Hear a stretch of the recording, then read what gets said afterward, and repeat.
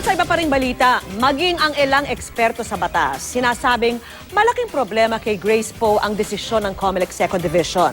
At matapos na ngang i-disqualify, gusto ngayon ng nagpetisyon laban kay Poe na wag nang isama ang kanyang pangalan sa balota. Nakatutok si Joseph Moro. Tatakbuhin! Tatakbuhin! Nagkilos protesta sa harap ng COMELEC ang mga taga-suporta ni Senador Grace Poe matapos siyang i-disqualify ng COMELEC Second Division dahil daw kulang siya sa 10 taong residency.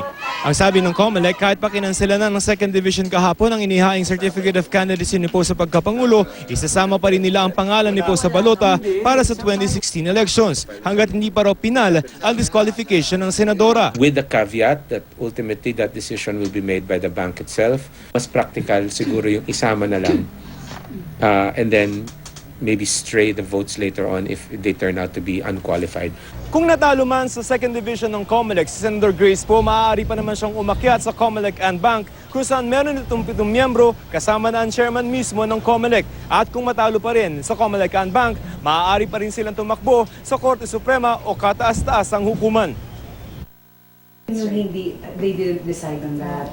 Pero si Atty. Estrella Alamparo na nagpetisyon laban kay Poe at kinatigan kahapon ng COMELEC, gusto na ring harangin ang pagsama sa pangalan ni Poe sa balota. Sa mosyong inihain sa COMELEC, sinabi ni Alamparo, pwedeng di na hintayin na maging pinal ang desisyon. In order to avoid that confusion, which may result in invalidation of votes, then we should take the more prudent course of action, which is to, in the meantime, exclude her. Logistical inconvenience or difficulties is not more important consideration vis-a-vis the possible confusion that it may cause the voters if she is eventually excluded, but her name still appears in the official list.